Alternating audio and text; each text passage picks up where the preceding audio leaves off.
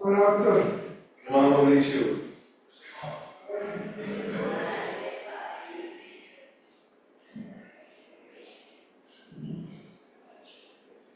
Hola, profe. ¿Cómo estás? Bien, ¿y tú? Traje la casa, profe, ya le cambié pilas. Hoy sí, ya Sí. afilada para el jueves es acá, para el miércoles. Profe, ¿por qué le estás tirando tan duro? Sí, qué duro, no, fácil. Usted sabe que nosotros a esta materia le tenemos amor, pero con Sí, esos exámenes, Pues no para empezar así, profe, pues. Con números, Sí, no, está ya, bien. profe. con esos Sí, eso, números por no eso se- empezamos a mezclar esto. con esos números no asusta, profe, no. No, eso está fácil.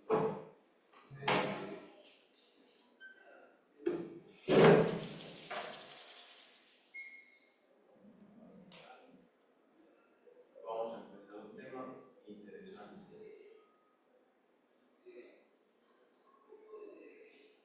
Vas a seguir con el tema de la sala.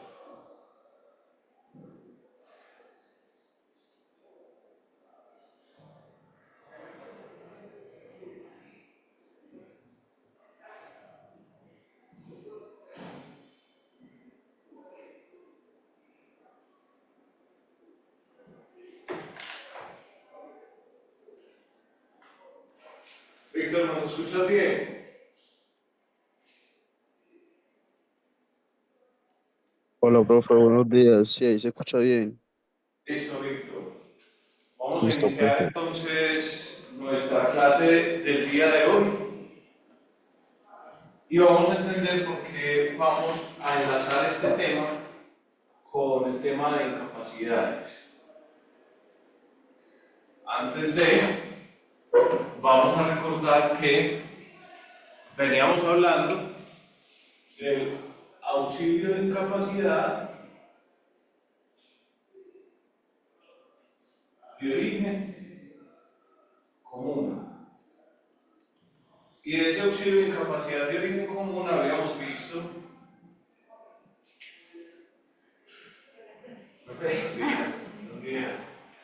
de ese auxilio de incapacidad de origen común habíamos visto los tiempos en los que se reconocían los sujetos que tenían que reconocer estos valores,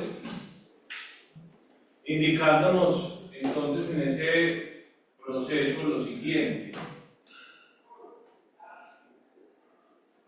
Teníamos que el día 1 y 2 lo cubría el empleador, desde el día 3 hasta el día 180 la EPS, con unas variaciones respecto del porcentaje, y del día 181 al día 540 el fondo de pensiones con un porcentaje sobre el valor del 50%.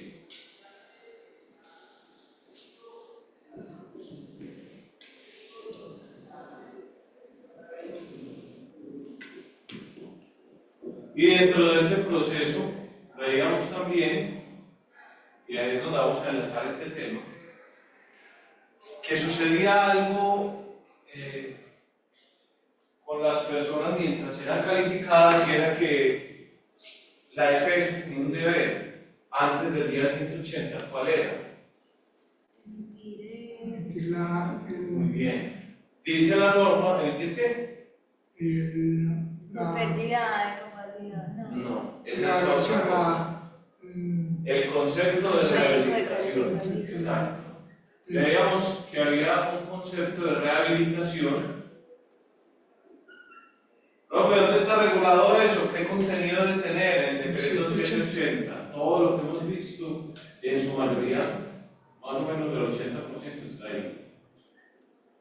En ese decreto 780 va a estar ese concepto de rehabilitación que lo tiene que emitir la S a más tardar al día 120 y remitirlo al día 150. Profe, pero venga que ahí tengo yo la duda. O sea, él tiene hasta el 120. Digamos que el término no es que si después del 120 lo emite está mal, no. Es como el término normativo para prudencial. Mira lo que dice, a más tardar el día 120 lo debe haber emitido y remitirlo al fondo de pensiones a más tardar al día 150. ¿Por qué? Uy, yo me ensucié, horrible. ¿Por qué? Porque el fondo de pensiones va a empezar a reconocer las incapacidades al día 180. Y en ese orden de ideas,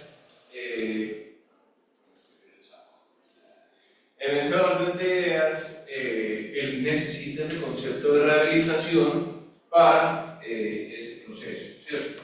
Entonces, ¿qué dice la norma? A más tardar al día 120, lo debe emitir la EPS. Es decir, que si llega a esa fecha no lo ha emitido, usted lo puede exigir. Y a más tardar al día 150 lo debe remitir al fondo de pensiones. Es decir, que si lo emitió y no lo ha remitido, usted lo puede exigir. Esas fechas son importantes para exigirlo de las entidades, ¿cierto? Bien, ¿y para qué es ese concepto de rehabilitación? ¿Qué importancia tiene?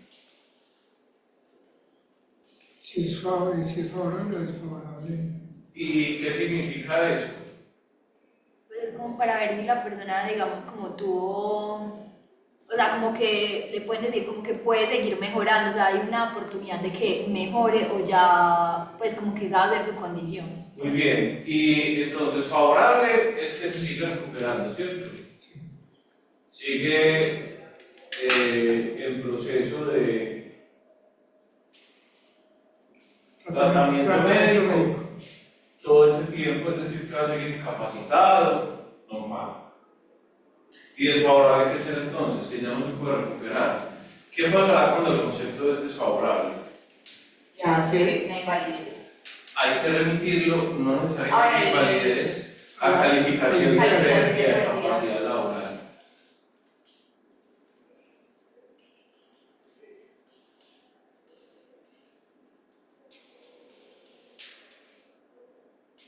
Entonces, ¿por qué vamos a enlazar estos dos temas? Por eso, vamos a enlazar la calificación de pérdida de capacidad laboral, porque en Colombia normalmente se da luego de un proceso prolongado de incapacidades. ¿Listo? Entonces, debe emitir ese concepto. Si es desfavorable, va a iniciar la calificación de pérdida de capacidad laboral. Y como veremos posteriormente, la norma también nos dice que si han pasado más de 540 días sin que se haya logrado la rehabilitación, hay que remitir la calificación de pérdida de capacidad laboral. Es decir, que la incapacidad, el periodo prolongado de incapacidad, es la fuente principal, no la única, de esta calificación de pérdida.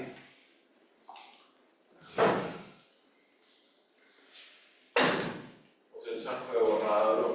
No. Tristeza.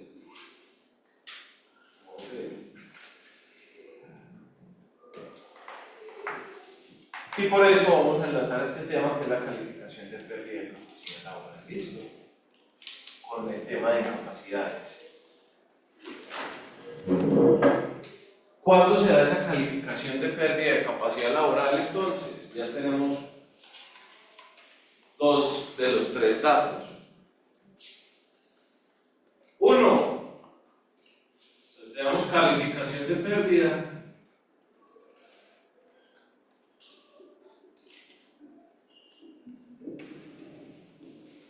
Uno,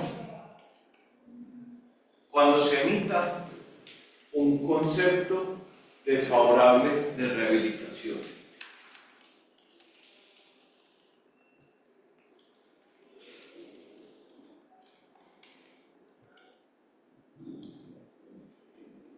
ahí es el momento de realizar la calificación de pérdida de capacidad laboral. O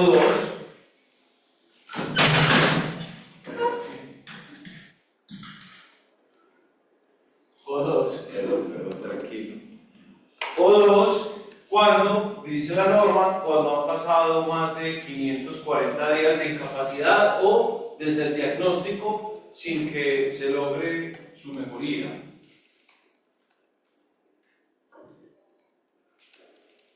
Desde la incapacidad o diagnóstico. Y hay un tercer momento,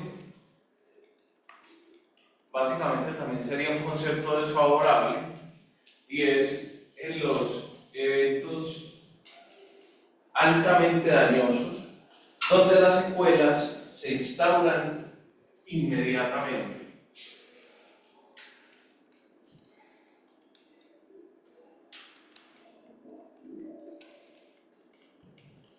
Les voy a dar un ejemplo.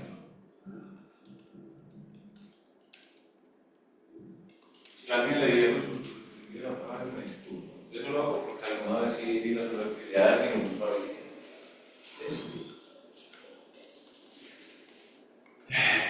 Una persona tiene un accidente de tránsito y en ese suceso de tránsito pierde uno de sus miembros superiores. ¿Lo pierde? Aplastamiento, lo pierde. A los 6 días, eso se puede calificar.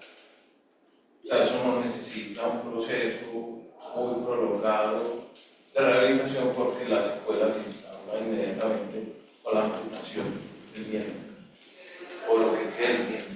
Entonces, hay eventos en los cuales son extremadamente dañosos, donde se puede iniciar esa calificación porque realmente no hay un proceso de rehabilitación prolongado. Entonces los médicos normalmente lo que hacen es que emiten el concepto desfavorable, es otra forma de emitir el concepto desfavorable, casi que de manera inmediata, o 2 días. O cuando una persona sufre un trauma craneoencefálico grave y luego de las intervenciones queda, por ejemplo, una lesión cerebral permanente. Eso, digamos que genera una calificación o un concepto desfavorable y luego la calificación casi que inmediata. Entonces, ¿qué significa esto? Significa que, por regla general, ¿cuándo se califica una persona? ¿Cuando está muy mal? No. Cuando ya se hizo todo médicamente razonable para lograr una mejoría. ¿Cierto? Una persona recién accidentada no la van a calificar. Es que me estoy sintiendo muy mal, que me califiquen para que me pensionen. Pues hay que esperar a que se recupere, ¿cierto? Si usted quiere que lo califiquen bien y rápido, vaya al médico, ¿cierto? Vaya al médico, haga el tratamiento, vaya a las terapias para que lo puedan calificar. Si usted no consulta al médico, si usted no se hace las terapias, pues probablemente no van a terminar de practicar todo el tema médico para saber su estadio de salud. Bien. Eso, jóvenes, ese concepto desfavorable de rehabilitación también tiene un equivalente. Lo vamos a conocer como mejoría médica máxima. Esa mejoría médica máxima, esto está en el Manual Único de Calificación de Invalidez, tiene otros sinónimos. Si lo encuentran en una historia clínica de esa manera, porque a veces los médicos no ponen concepto desfavorable y ponen mejoría médica máxima, sino que pueden poner pérdida comprobable, pérdidas fijas y estables, cura máxima, grado máximo de mejoría médica, máximo grado de salud, curación máxima, máxima rehabilitación médica, estabilidad médica máxima. Todos estos, ¿a qué hacen alusión en esa mejoría médica máxima? A que ese profesional de la salud considera que ya se aplicó toda la lex artis para que esa persona pueda lograr su máximo grado de curación, ¿cierto? Aplicó todos los protocolos médicos, ¿cierto?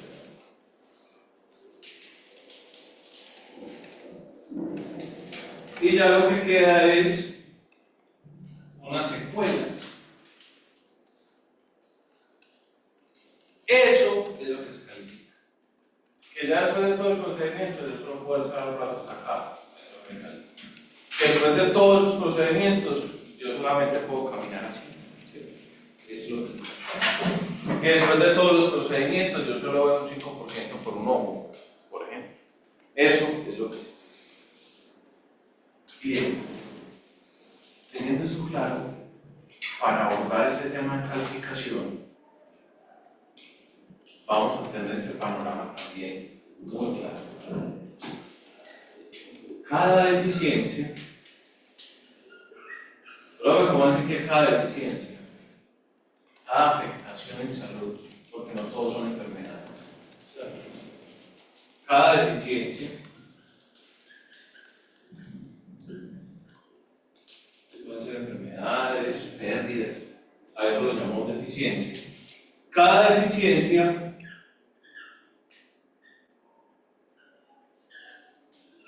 se va a componer de 3 elementos. Supongamos entonces que una persona tiene diabetes mellitus, bien común, que esa persona también tiene una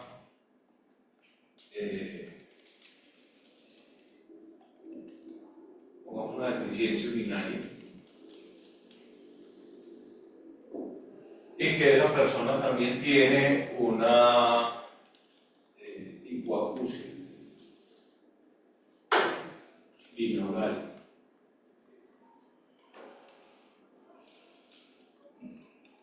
En ese lenguaje que les acabo de expresar tendría 3 deficiencias, ¿cierto? Es claro eso para todos. ¿Qué elementos tiene cada una de ellas? Que es lo que les acabo de mencionar. Cada una va a tener unos elementos. ¿Qué elementos tiene? Cada una de ellas va a tener o va a arrojar un porcentaje para la pérdida de capacidad laboral. Cada una de ellas puede tener un origen, siendo laboral o común.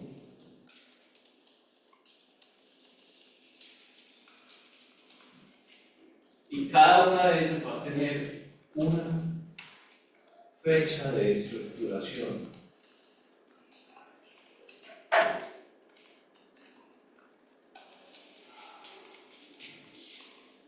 Cada una tiene porcentaje, origen y fecha de estructuración. Entonces cada una va a tener porcentaje, origen y fecha.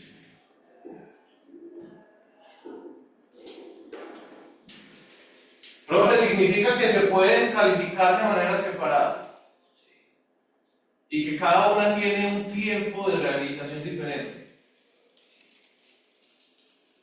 Entonces a veces a uno lo califican y aún a pesar de que uno tenga esa enfermedad todavía no le califican esa enfermedad. Por ejemplo, tiene la diabetes mellitus, tiene la deficiencia urinaria y está empezando a perder la audición. Y lo califican solo estas dos. ¿Significa que están ignorando que no va a generar nada? No. Significa que esta probablemente todavía no está en su proceso de rehabilitación completada o culminada. Cada deficiencia entonces tiene su porcentaje, su origen y su fecha y sus tiempos de evolución. ¿Por qué es importante saber esto?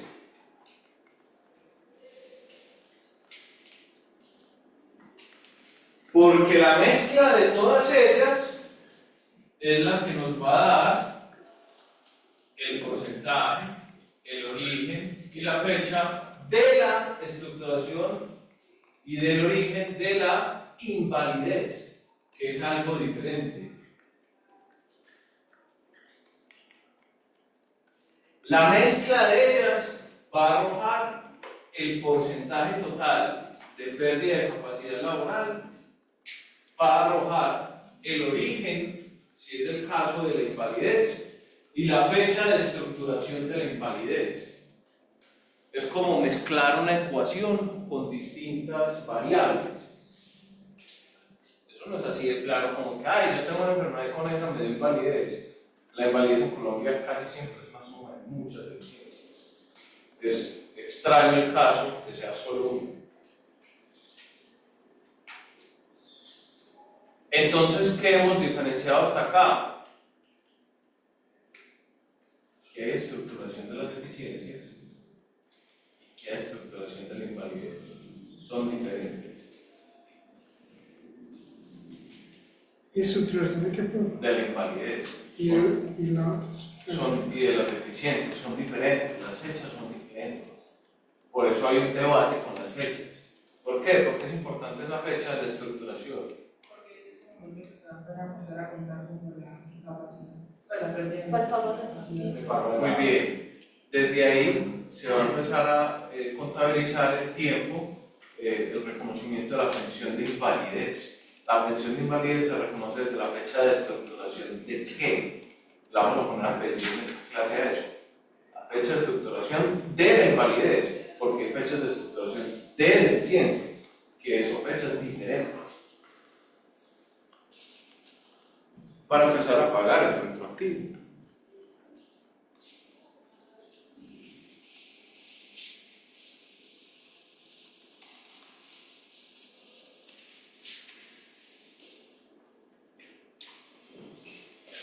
Entonces, ¿qué significa eso? Que esa persona que estamos viendo ahí en pantalla con esas tres patologías o deficiencias, patologías o enfermedades, con las tres deficiencias que son diabetes mellitus, que son una deficiencia urinaria y un problema de hipoacusia. Por ejemplo, esa hipoacusia puede ser laboral. Imagínense que trabaja en una cerrajería y manejando esa máquina con la que pulen las llaves, fue perdiendo lentamente el oído porque nunca usó tapaoídos ni elementos de protección para cuidar sus oídos. Entonces puede ser que no conozco hasta este momento, pero puede serlo, pues, que la diabetes tenga origen laboral, no la he conocido, pero hasta el momento, pero puede ser, uno no sabe, ¿cierto? Una persona que esté dedicada a probar donas en Dunkin' Donuts. Son muy ricas, pero muy peligrosas, ¿cierto? Entonces, come donas todos los días, a toda hora, ¿cierto? O se inyecta azúcar, una cosa por el estilo. Tal vez ahí sería laboral, pero no conozco el caso, la verdad, de una diabetes de origen laboral. Una deficiencia urinaria de origen laboral sí podría ser, por ejemplo, un accidente, donde hay una caída de altura, con fractura de cadera puede generar eso. Entonces, supóngase que la deficiencia urinaria y la diabetes son de origen común y la hipoacusia de origen laboral. Al final de este espacio, que vamos a ver la calificación, vamos a conocer cómo se determina el origen de la invalidez. Porque esa persona, para llegar a la invalidez, necesitaría deficiencias comunes y deficiencias laborales. Entonces, eso es un debate importante, ¿no? Porque realmente para el reconocimiento de la pensión de invalidez de origen común, ¿qué se necesita? De origen común. 49% menos. 50% más de origen común. ¿Y qué más? El tiempo previo de afiliación. ¿Cuántas semanas? 28 días o No, semanas para reconocer la pensión de ¿cuántas invalidez. semanas? ¿Cuántas? No, la pensión, no la incapacidad. Lo que me estás diciendo ahora es la incapacidad y eso pero Mauricio está afilado, pero para el examen, con esa incapacidad la tiene, pero clarísimo. 50 semanas. 50 en los 3 años, que es la regla general. Sabemos que hay hay un tema de condición más beneficiosa, hay muchas discusiones. 50 semanas en los últimos 3 años. Y si es de origen laboral, ¿cuáles son los requisitos? El día siguiente de la afiliación. Que sea de origen laboral y que para el momento de la calificación esté afiliado a una ARL, para que lo reconozca la ARL, porque no es el empleador, punto. No hay densidad de semanas. Entonces cambian los parámetros, ¿cierto? El monto del reconocimiento también cambia, dependiendo porque el otro no necesita, en el derecho laboral no necesita demandas. Es de acuerdo a la pérdida un porcentaje. Entonces van a variar esas prestaciones. Imagínense usted que a la ARL Colmena le toque reconocer la pensión de invalidez solo por la hipoacusia, que no es invalidante, por sí sola, sumándole una diabetes mellitus y sumándole una deficiencia urinaria, ¿cierto? A ellos no les va a gustar eso, ¿cierto? ¿Será posible que sea la ARL Colmena la que le toque reconocer? Al final de este módulo veremos que eso es posible dependiendo de los momentos en los que se genere cada deficiencia. ¿Listo? Claro hasta ahora entonces para ustedes. 1. ¿Cuándo inicia una calificación de pérdida de capacidad laboral? Normalmente cuando la persona ya se ha rehabilitado. 2. La calificación de pérdida de capacidad laboral es sobre cada deficiencia. Cada una de ellas tiene origen, porcentaje y fecha de estructuración. 3. En esa calificación puede generarse la invalidez o no, ¿cierto? Y la invalidez es la sumatoria de todas las deficiencias que hayan llegado a su mejoría médica. ¿Listo? Si la deficiencia no ha llegado a su mejoría médica máxima, en teoría no se podría calificar, salvo que hayan pasado más de 540 días, y ahí se tiene que calificar en estado de cristal. ¿Hasta aquí hay dudas? Todavía no hemos empezado con numeritos. Esto es teoría. Para llegar a esa calificación, ya vemos el cuadro, ya vemos que son cada una de las deficiencias, se van a requerir una serie de documentos y elementos.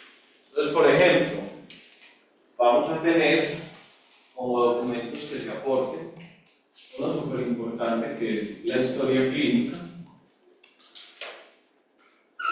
de la persona.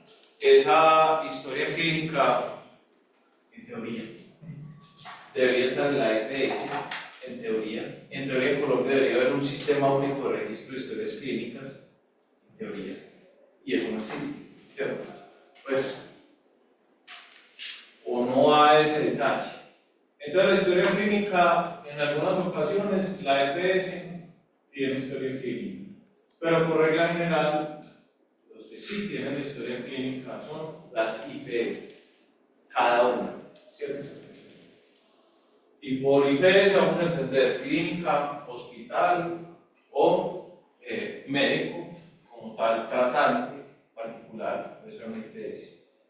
Entonces cada uno de esos sujetos, si usted va a un médico particular que es el que lo atiende siempre, tiene su historia clínica, lo que él ha hecho, los exámenes que le ha ordenado y qué conceptos ha emitido.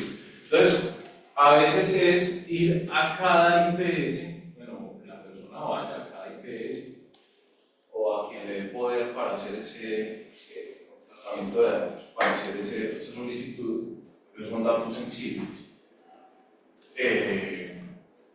para acceder a esa información. Cada uno. Jóvenes, ese completo es el documento más relevante de la calificación, porque normalmente ¿qué se condensa allí? Se condensan los estadios de evolución de la persona, se condensan las opiniones de los médicos luego de analizar un examen.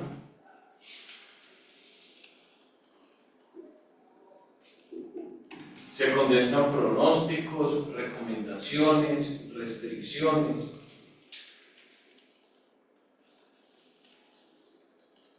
Se condensan los tratamientos ordenados y su adherencia.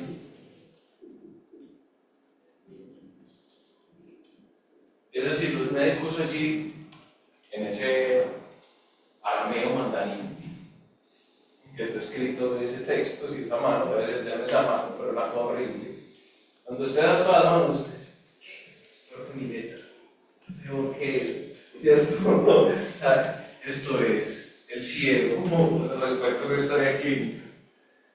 Tratamientos y adherencia. Entonces, en esa historia clínica vamos a encontrar toda esa información. También van a ser relevantes las valoraciones médicas complementarias.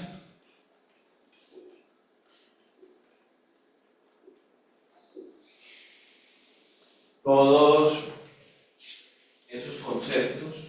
Les tengo algo de esto.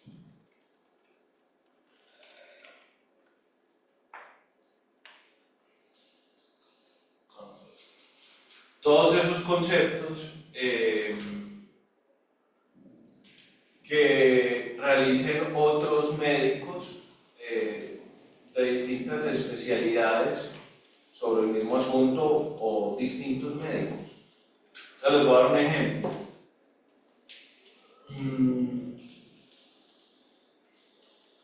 Que me está tratando por mi problema de cadera es un fisiatra, pongamos.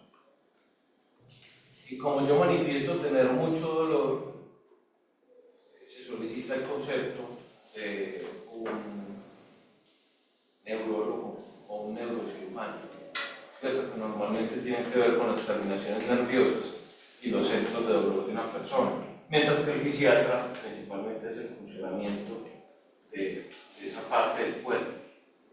Entonces eso sería, por ejemplo, importante a la hora de calificar el concepto de esa persona. Exámenes médicos. Hay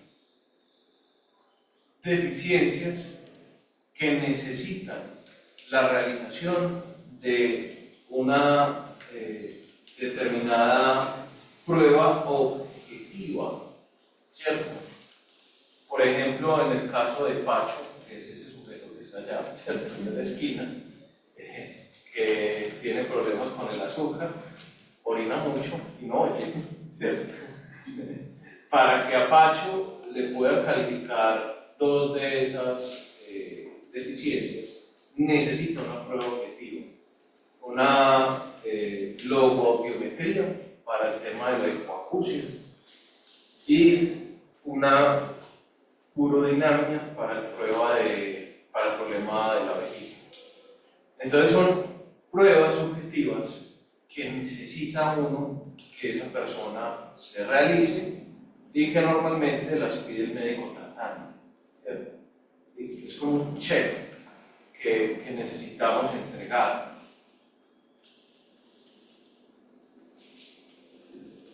A mí desde chiquito me encantaba esta caricatura, Los Simpsons.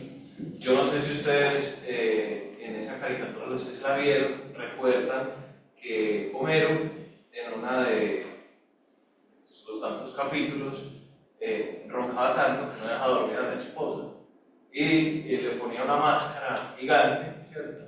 Esa máscara se llama CPAP o BiPAP, eso existe, y es para eso, ¿cierto? Entonces, por ejemplo, para una persona, no porque ronque mucho, sino porque tiene apnea del sueño, que le puede dañar su sistema neurológico, que le puede dañar accidentes cerebrovasculares, para que una persona se le pueda calificar la apnea del sueño como una deficiencia, porque lo es, se le tiene que practicar una prueba diagnóstica objetiva, que son polisomnografía. Se lo digo porque las personas mayores de 50, casi todas, tienen algún grado de apnea del sueño. Entonces, normalmente uno, cuando necesita sumar punticos, me dice, ¿usted ronca? Sí, yo ronco mucho, como una tractomula bajando ventanas, ¿cierto? Si han ido por esa carretera, han visto una tractomula, eso suena horrible, ¿cierto? Cae que vibra el piso. Bueno, entonces usted ronca mucho como una tractomula bajando la vía al mar por ventanas. Bueno, entonces vamos a ir donde el médico, vamos a hacer que le haga una polisomnografía, a mirar qué tanto grado de apnea tiene. Usted ahí alcanza a sumar 7 punticos, 8 punticos que le hacen falta. Muy bien, entonces esos exámenes médicos van a ser otro de los elementos relevantes. Descripción de cargos y labores. Cuando hablamos de esta descripción de cargos, ¿por qué es importante? Para determinar qué cosas. El origen, ¿cierto? Entonces, si por ejemplo Pacho, que es el que está allá, entrega la descripción de pues descripción del cargo, de su puesto y de sus labores, y se dan cuenta que opera una máquina pulidora o una máquina cortadora de manera permanente, que es cerrajero, que es carpintero, que se dedica a operar maquinaria ruidosa, pues probablemente le van a calificar el origen como laboral por esa hipoacusia, ¿cierto? Lo mismo el análisis de los puestos de trabajo. Profe, ¿quién le entrega eso a uno? El empleador lo debería entregar, ¿cierto? Profe, y si no lo entrega, entonces ¿qué harían si no les entrega eso? Hablamos la primera. Derecho de petición. Tome su derecho de petición, usted tiene que tener esto, sistema de gestión de seguridad del trabajo, decreto 1443 del 2014, me entrega. Ah, no quiere, acción de tutela. Ah, listo, me entregó algo y parece que no está como muy detallado. Entonces una prueba extraprocesal, una inspección judicial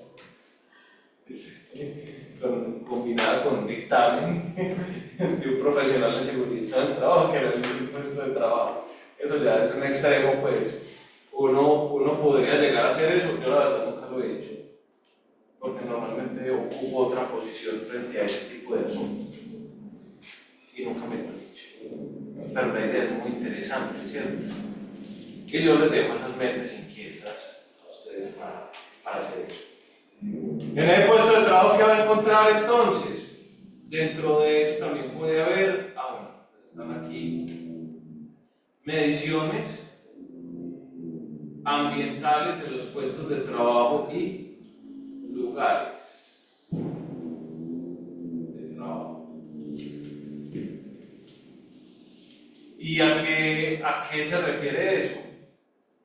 A veces la enfermedad laboral no solo es por la actividad, o sea, no solo es por el hacer un movimiento, sino que tiene que ver con el entorno.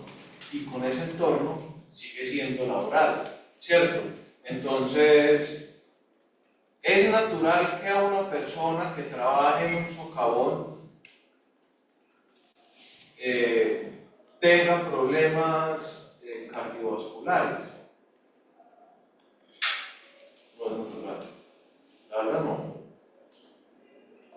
Pero si ustedes ven el puesto de trabajo y se dan cuenta que esa persona donde está trabajando no tiene extractores, ni tienen regulación de los químicos que se generan allí, ni tienen aparte de todo ventilación adecuada, el calor que hace abajo de lo que metido en su cajón es infernal. Y mezclado con los elementos en el aire, generan problemas cardíacos, infartos, generan, digamos que una serie de elementos complejos. Y eso solamente uno podría detectar, por ejemplo, que a una persona le digo que es muy raro, un infarto al miocardio por exposición a esas temperaturas, solo midiendo el ambiente del lugar de trabajo. Y eso no es común porque se supone que un socavón debe tener todas esas condiciones para trabajar simplemente, ¿cierto? No es lo más común, pero un socavón irregular sí puede tener ese problema. En la primera parte de la excavación normalmente hacen mucho calor. Si ven ustedes esos videos, van a encontrar mineros y mineras en el tiempo atrás eran desnudos por el calor. Miren que tan infernales que no se aguantan ni la ropa. Son entre 40 y 50 grados. Eso es mucho calor. Y sin aire. O oliendo a huevo, porque eso huele a azufre. Como el huevo, pues, sí, huele horrible. Entonces, por ejemplo, ahí podría generarse una enfermedad de ese tipo, cardiovascular. Eso afecta a todo el sistema cardiovascular. También para determinar el origen, tenemos el furat y el furel. ¿Alguien sabe qué es el furat y el furel? Nada, aquí van a saber. Y en ese curso que están haciendo también. Profe, ¿cuál curso? Ese curso, ese mismo. Profe, por favor, no más. Tenemos mucho tiempo. Entonces, sería, para el origen del FURAT, es el formato único de reporte de accidente de trabajo, es el elemento que construye un empleador cuando un trabajador tiene un accidente. Es el que le reenvía ¿a quién? A la ARL. Cuando lo tiene o cuando conoce, ¿cierto? Porque yo he tenido, por ejemplo, eventos en los que llega el trabajador y dice, ay, es que hace 15 días me pasó esto y yo no le informé. Y realmente ya es un evento de salud delicado. Entonces, a veces el empleador no conoce, no es Dios, ¿cierto? No está en la mente de cada quien, no está ahí, en todas partes, no sabe. Entonces, el FURAT va a hacer ese reporte y el FUREL es el reporte de la enfermedad laboral que también hay que revisar. Los conceptos de la ARL sobre el proceso de rehabilitación de los médicos, de la ARL y demás. Los exámenes médicos ocupacionales, todos ellos recientemente regulados. Ahí vamos a encontrar los exámenes médicos de ingreso, ocupacionales y de egreso.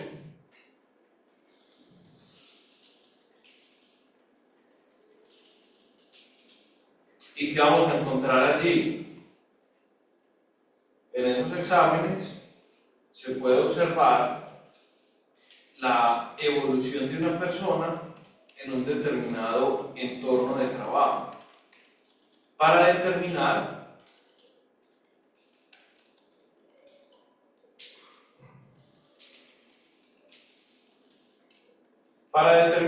si se enfermó con causa o con ocasión a su trabajo. Hay una resolución reciente, es lo que estaba buscando. Esta resolución no es un dolor de cabeza, eso no se alcanza lo odioso que es esta norma para mí. La resolución 1843 del 2025 está fresquita, pues tiene unos meses. El derecho se expresa, acaba de nacer.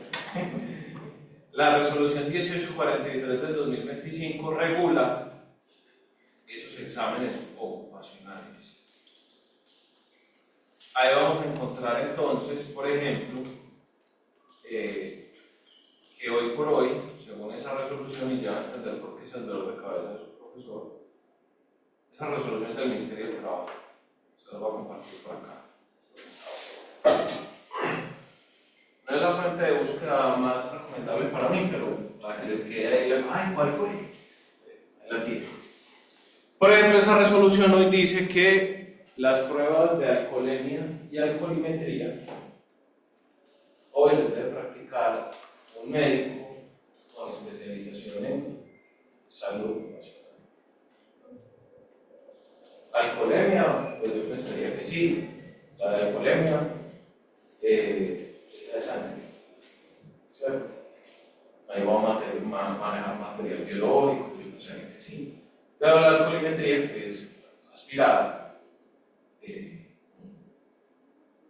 usted se imagina uno con una obra en el puente en Chiribiquete, no sé dónde estén haciendo, por allá en la jungla, que este país tiene de todo, y llegan bien pintorescos y bien felices a trabajar en la obra, ¿cierto? Bien alegrones del día anterior, y usted no va a encontrar un médico con especialización para que lo ponga a soplar, y el tránsito lo tiene para todos los procedimientos que hace. Pues bien, esa resolución dice esa cosa, ¿cierto? Dice eso. Yo entendería que muchos de esos exámenes de sangre sí deben de alcoholimetría. Es un mecanismo de control. No solo pienso que el gobierno lo hizo porque despiden a mucha gente por eso, para evitar que los despidan por eso, pero del otro lado está la peligrosidad de una persona para sí mismo, para las demás, para la sociedad en ocasiones de estar en ese estado. Las empresas que despiden por eso, hay muchas, pero las que despiden a granel por eso son de violento riesgo. Entonces un obrero borracho en una obra se mata y mata a sus compañeros. Un minero borracho en una obra también mata, puede matar o matar a sus compañeros fácilmente. Un conductor borracho de un bus se mata a sus pasajeros y a los transeúntes y a las demás personas. A mí me parece absurdo eso. Ahí está, ¿cierto? Entonces los exámenes ocupacionales, para no echarles más cantaleta de lo que me está doliendo a mí eso, ni siquiera medicina legal en su protocolo establece que tiene que ser un médico especialista para que se haga. Los exámenes ocupacionales, principalmente ingreso, periódico y egreso, van a determinar si esa persona adquirió la enfermedad en el tránsito de su trabajo. Esa es la importancia. Mediciones ambientales, ya les hablé un poquito de eso, tiene que ver con el entorno, a veces no es asociado a la actividad. Entonces, por ejemplo, yo estoy trabajando acá y cuando no creo que no nada de eso. Y yo ando a clase, cuando menos piensa, asbestosis o mesotelismo maligno. Entonces yo con asbestosis o un mesotelismo maligno. Esa cosa, ¿cierto? Y me hacen, eso es por asbesto, ¿cierto? Por respirar de manera permanente asbesto. Y eso es una enfermedad laboral directa. ¿Qué significa eso? Que una persona que tenga esa enfermedad y trabaje en uno de sus oficios es indiscutible que es laboral. Pero yo estoy dando clase, yo no soy un minero, yo no mina de esto. Pero resulta que por las corrientes de aire a este salón llega asbesto de una mina a cielo abierto. Entonces se logra determinar que la medición ambiental del lugar de trabajo está contaminado el lugar de trabajo, es esto. Eso es también una enfermedad laboral.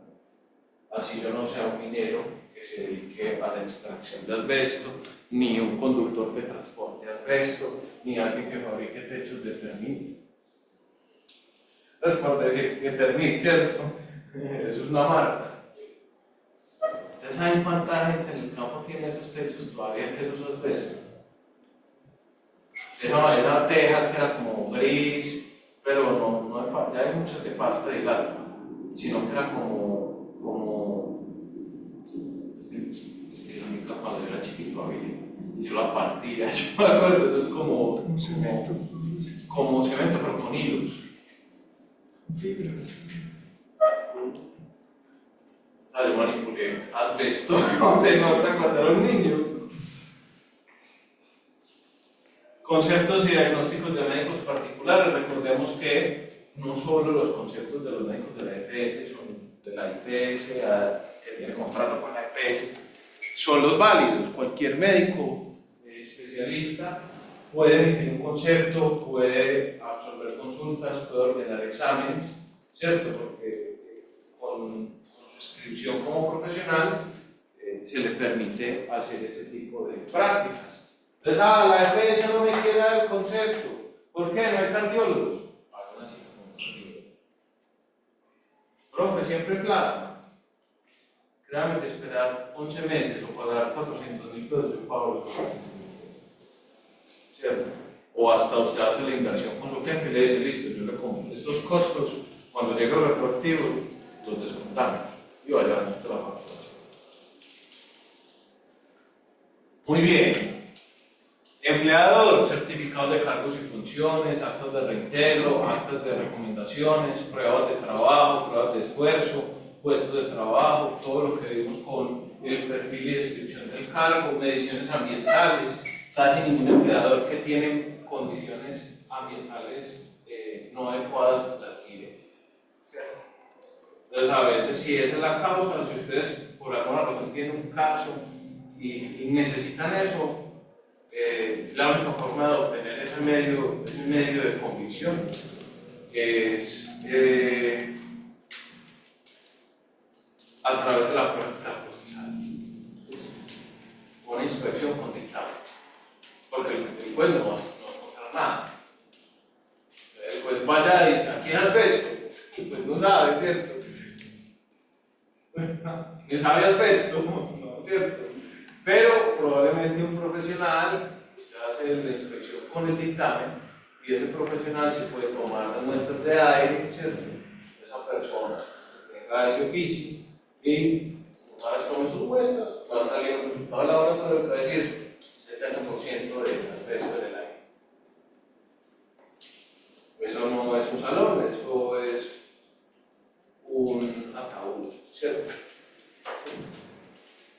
pasa. Eso es un ejemplo, ¿listo? Aquí no hay minutos de esto ni cerca. El concepto favorable o desfavorable de rehabilitación, todas las recomendaciones y restricciones médicas, pruebas y demás. Bien, estos son los elementos que uno normalmente utiliza para eso. Y esos elementos, aparte, digamos que de esta información que les brindo, muchos de ellos están descritos en el MUSI. Yo a ustedes les mandé por WhatsApp ese MUSI. ¿Qué es el MUSI? El MUSI es el Manual Único de Calificación de Invalidez que está contenido en el anexo técnico del decreto 1507 del 2014.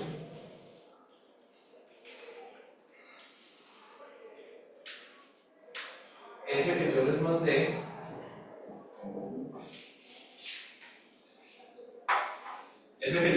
tiene una particularidad. Ustedes lo pueden encontrar en línea, pues esto es fácil, pero la particularidad es que yo les mandé se deja seleccionar. Y eso, créanme, que es muy importante para buscar un texto técnico que tiene 152 páginas, ¿cierto? Y que es técnico, que tiene palabras muy precisas donde usted podría buscar esa información, ¿cierto? Entonces, por ejemplo, usted puede ir a la antigüita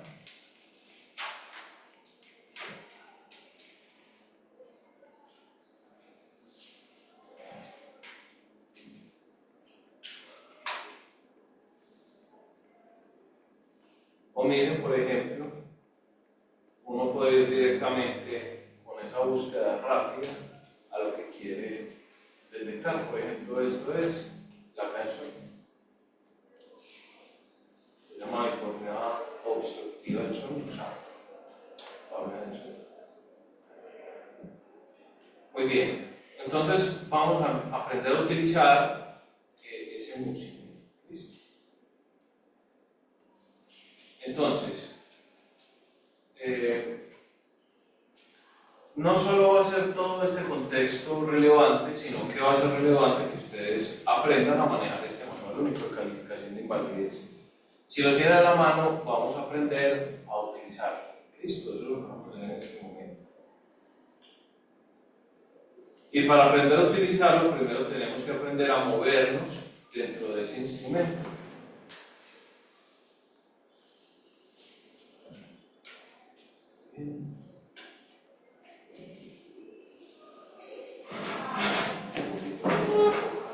Vamos para esto, ¿sí? ¿Qué vamos a tener en ese anexo técnico que les envié? Vamos a tener una primera parte, ¿cierto? Es el decreto. Este que estamos viendo acá. El decreto, y en ese decreto vamos a encontrar la primera parte, son los artículos, y allí va a ser súper importante algunas definiciones, ¿cierto? ¿Dónde vamos a encontrar definiciones? En el artículo tercero, en adelante.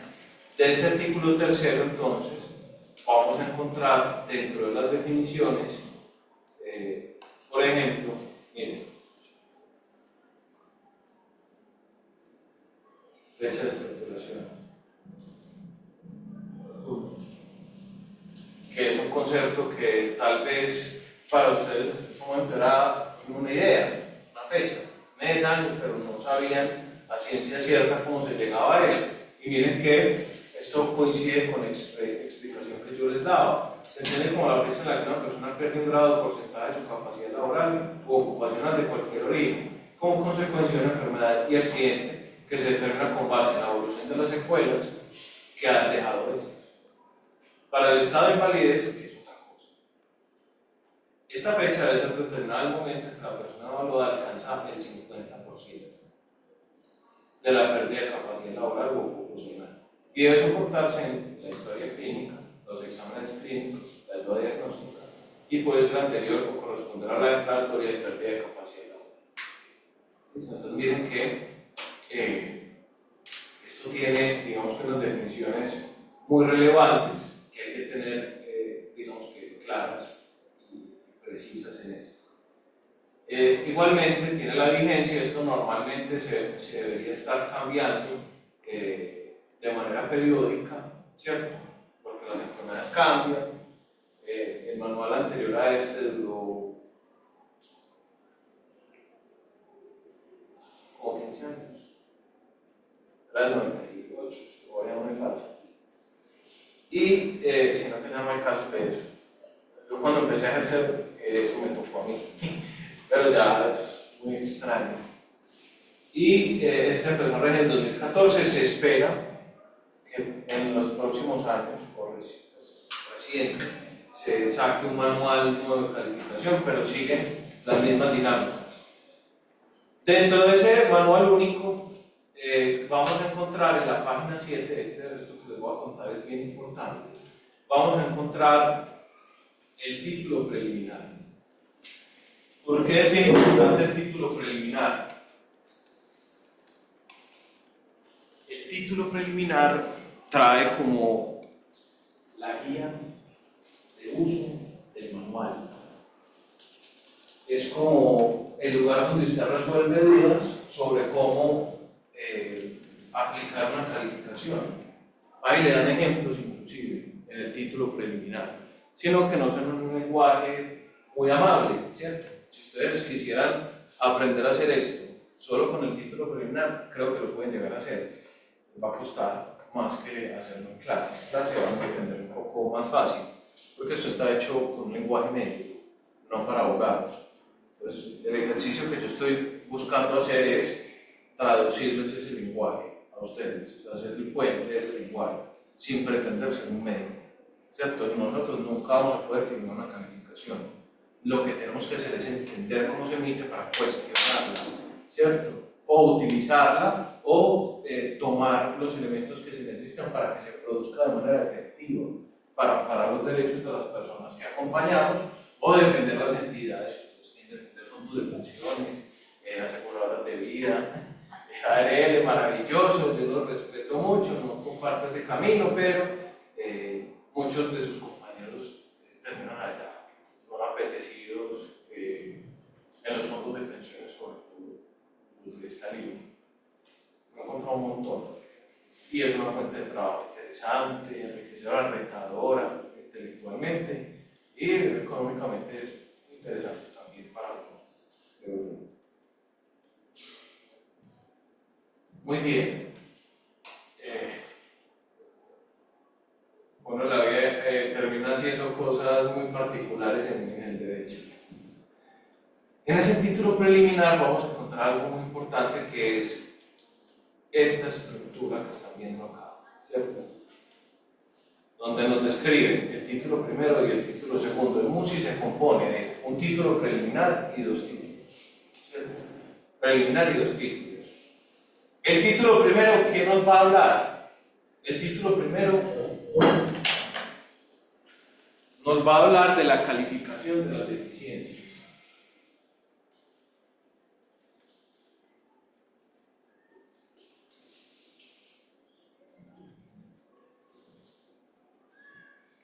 ¿Y qué significa eso? Que en ese título primero vamos a encontrar del total de la calificación el 50% del total, la mitad de la calificación va a estar ahí. Es decir, ahí vamos a ver cómo se valora la diabetes mellitus, la deficiencia urinaria y la hipoacusia binocular que tiene Pacho. Y en el segundo título están el rol laboral, el rol ocupacional y los otros roles, que van a arrojar, esto está en el título segundo, el 50% restante, la otra mitad de la calificación. Para hacerlo más sencillo, jóvenes, en el título 1 a través de mecanismos objetivos, rigurosos,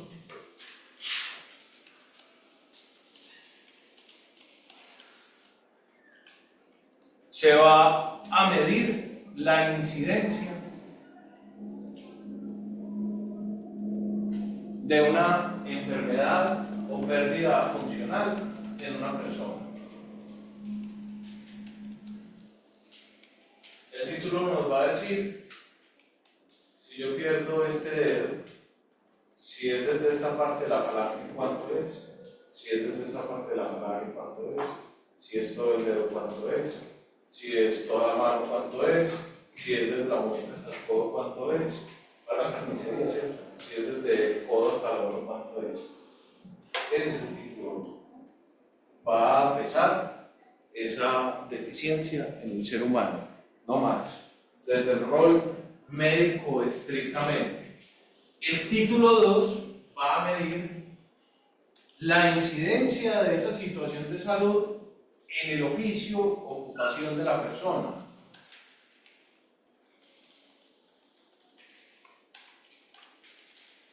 Y en su vida cotidiana.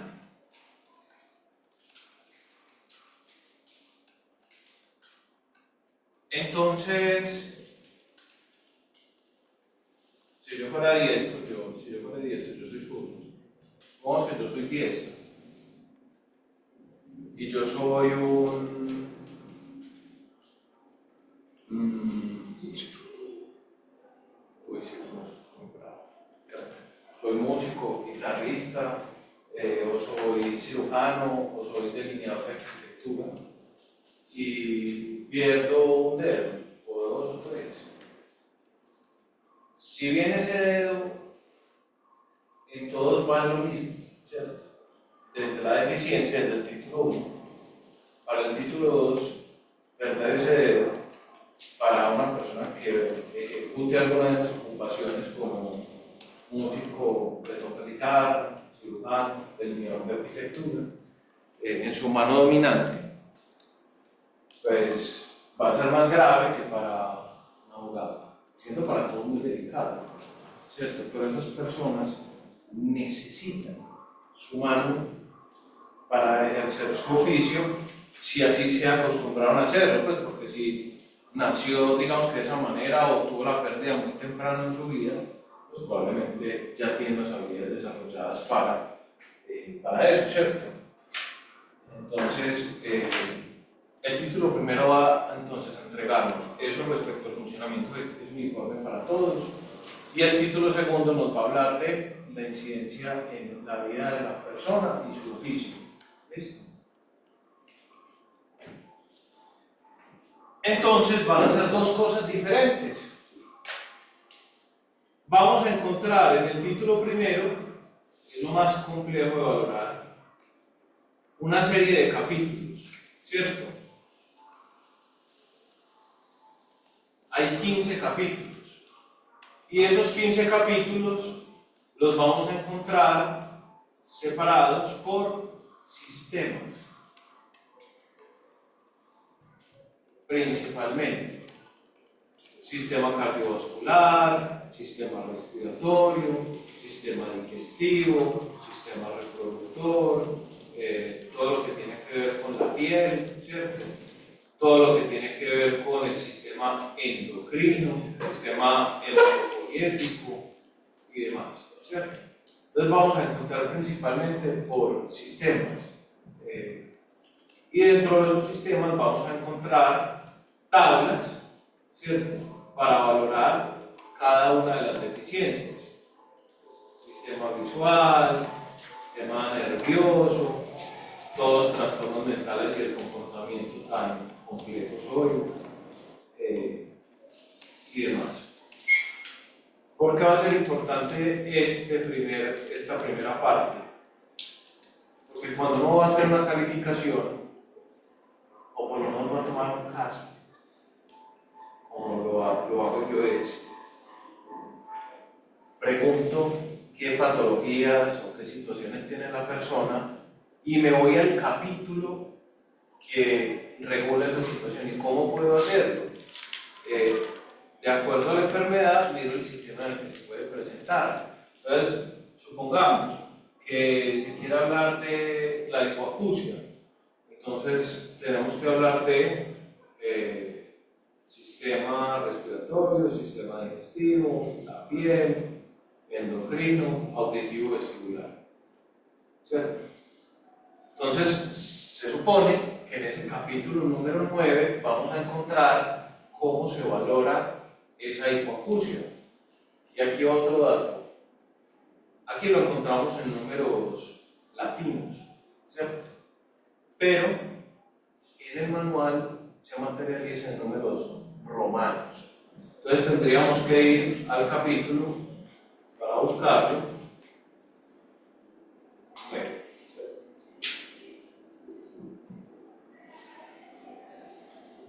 ¿y qué hace uno a la hora de recibir una persona con esas enfermedades, deficiencias y demás?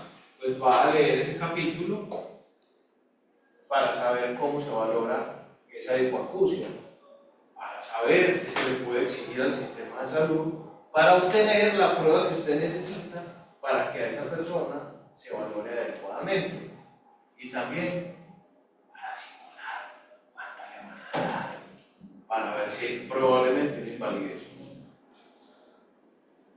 Por ejemplo, una persona con esto tiene que estar muy mal, ¿cierto? Tendría que tener una diabetes ya, pero un grado muy elevado, casi que la hipoacusia sea ataque total, y básicamente la incontinencia urinaria ser profunda.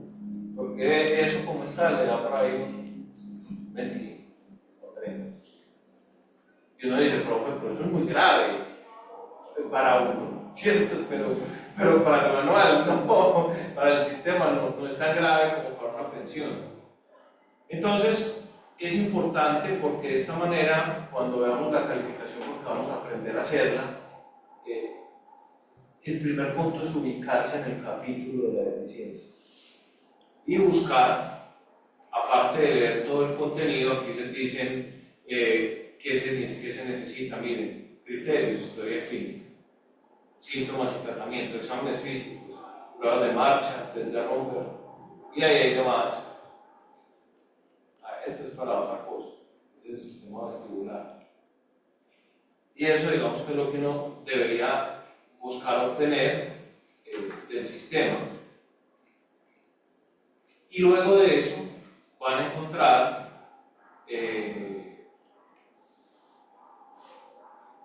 encontrar unas tablas. Miren, aquí están. La endoscopia, es que aquí hay varias cosas. El sistema respiratorio.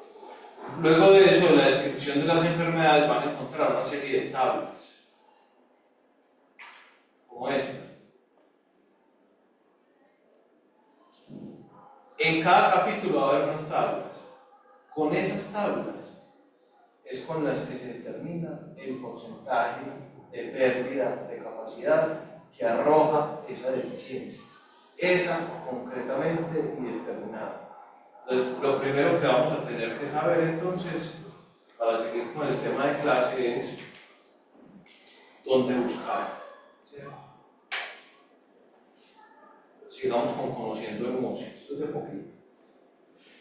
Pues conociendo el MUSI, ¿qué sabemos? Que hay una primera parte que tiene unas definiciones, que hay un título preliminar que nos da generalidades y cómo funciona, de hecho ahí hay ejemplos, que hay un título primero que maneja las deficiencias y un título segundo que maneja el rol laboral. Que ese título preliminar va a ser relevante para poder ubicarnos. Ese MUSI utiliza un método que es el método de Basile. Ese método lo inventó Juan Félix Basile y es diferente, digamos, que los métodos que utilizan en todo el mundo. Colombia escogió este. Por ejemplo, en el sistema de Estados Unidos, ellos no mezclan las deficiencias con los roles laborales y los otros roles. Allá, por la mano vale tanto, y punto. Es un sistema más objetivo que cualitativo o que dependa de las condiciones subjetivas de cada persona.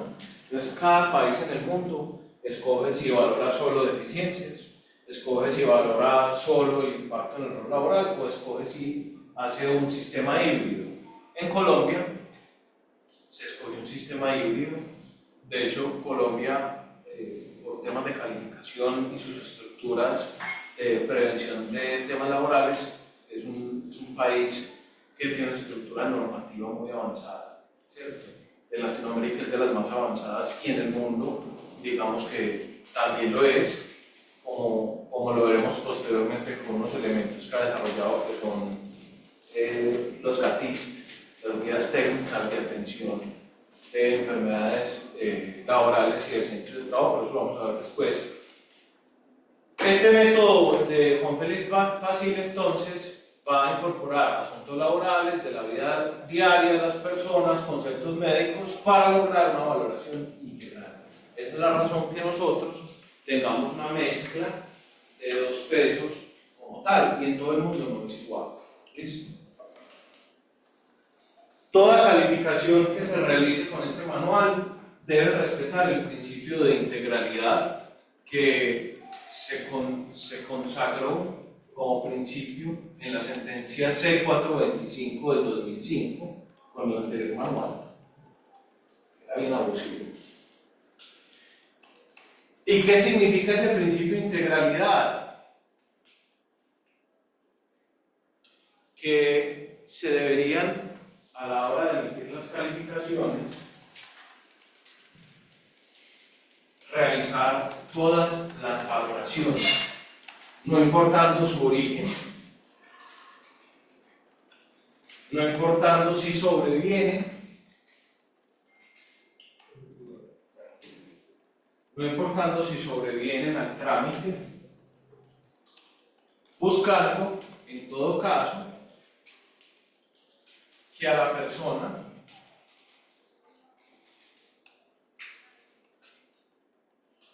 se le valore su deficiencia o su invalidez de ser el caso,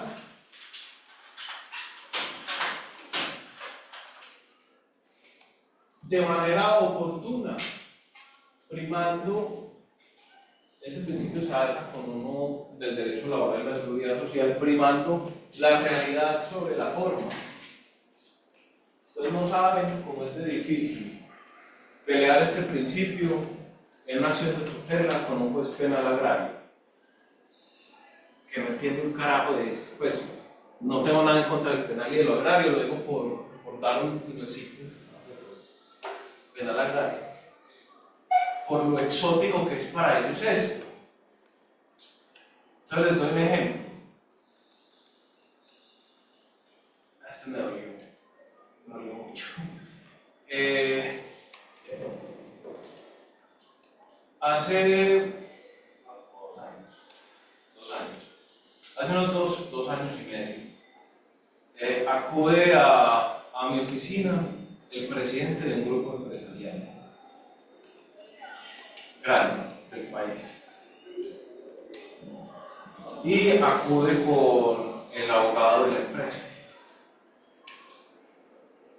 Él era el presidente de cargo, pero no estaba ejerciendo sus funciones hace 8 meses.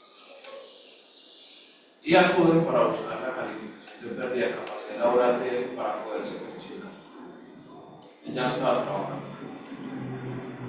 ¿Y con qué razón acude? Un hombre de 55 años, en su momento, 54, 55 años de edad, con problemas de salud mental profundos, que se detonaron cuando un hombre que viajaba mucho, no solo a nivel nacional, sino por fuera del país, cuando abordó un vuelo y cerraron la cabina y tuvo un ataque de claustrofobia que nunca había tenido en su vida y salió corriendo a gritar a que le abrieran la puerta, no se la abrieron y amenazó a la tripulación.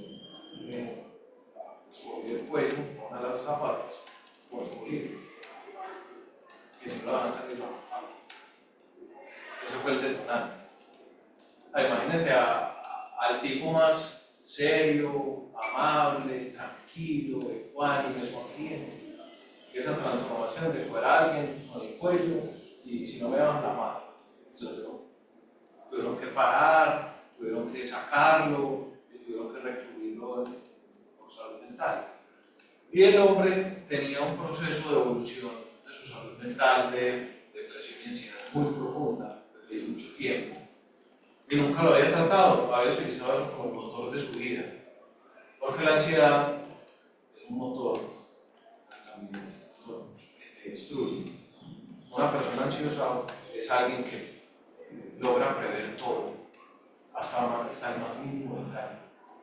Es como un ajedrecista, porque no quiere que nada nos salga de su control, ¿cierto? Entonces, normalmente una persona médica o ansiosa va a hacer algo mañana y ya sabe si pasa esto, si pasa esto, si pasa esto, si pasa aquello. Entonces, casi que todo le sale perfecto. Por el desgaste emocional y físico que tiene para planear la cosa más insípida del mundo. Y él venía con ese diagnóstico desde que tenía 20 años.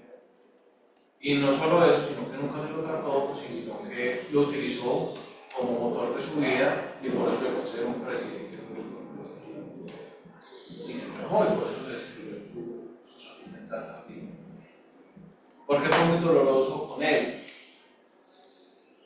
Hicimos todo el proceso de diagnóstico de su tema de salud mental y demás, como lo requiere el músico. Él ya había adelantado gran parte de ese proceso. Y iniciamos la calificación. A mí, honestamente, su deficiencia solo de salud mental, solo esa, me daba alrededor de un 53%, 54% en la simulación. El problema es que él cotizaba a tope. Y esa cotización a tope, por el número de semanas que tenía, daba una pensión a los 55 años del 75% de pérdida de peso de liquidación. Es decir, que iba a ser muy costosa, porque una pensión a tope sobre una cotización de 25 salarios al 75. Para que una persona llegue sobre 25 salarios a eso, tiene que cotizar como en vez como 2.400 euros. Y él tenía casi 1.000.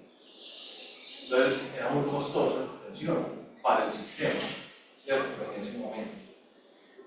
Hicimos el proceso de calificación. Dentro del proceso de calificación lo iniciamos. Yo dije, por si acaso, tenés hipoacusia, sí, tal cosa. Se hizo todos los exámenes, la polisomnografía, tenía SAOS en efecto. Ese SAOS le daba como un 8% más, si mi memoria no me falla, 8 o 10% más. Siempre era un SAOS importante. Y sobre el proceso de calificación, el fondo de pensiones inicialmente le dio un 33%, la Junta Regional le dio un 43% y la Junta Nacional Canarias le dieron un 49.2%. Por detalles, a mí la calificación me da más del 50%, solo la de salud mental, y no me quisieron calificar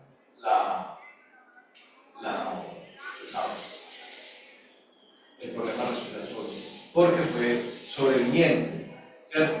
Él empezó la calificación y mientras eso logró el diagnóstico, todo el médico le dijo, no, usted necesita CPAP para dormir, tal cosa, y usted le mejora. Se hizo todas las polisomnografías, él tenía pues obviamente el capital para hacerse todos los exámenes, todas las citas prioritarias, todo, y una vez ya estaba yo listo, entonces nosotros íbamos aportando. Y al final la Junta Nacional, para no valorar, nos dijo es que había que darle el respeto al debido proceso al fondo de pensiones desde el principio. Como así? O sea, el debido proceso, y yo no estoy enfermo, es que ese debido proceso no cambia el diagnóstico de un profesional de la salud. O sea, el profesional de la salud dijo que esa persona tiene SAOS, que está mal, pero eso fue una artimaña para negar eso y volver a empezar, por una razón. Él sí estaba muy enfermo y forzarlo a pensionarse anticipadamente por deficiencia. La pensión debe ser anticipada por deficiencia. 55 años de edad, 1000 semanas. Y esa pensión daba como el 59%.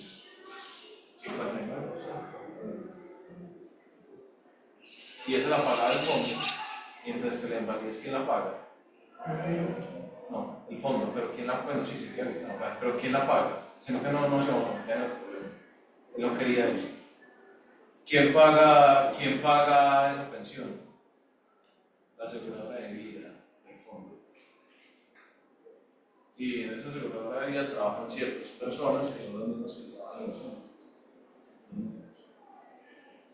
Entonces a mí me dolió mucho, tengo que pensionarse porque le demandemos. Y él necesitaba eso para poder renunciar a la empresa que le dio todo, que también él le dio todo literalmente, hasta su sueldo. Hasta hoy todavía me pregunto, ¿será que uno puede demandar la pensión de invalidez para que reemplace la pensión de vejez? Porque era más normal. Ese ejercicio nunca lo hicimos. Igual ya tenía la salud mental muy deteriorada. Jóvenes,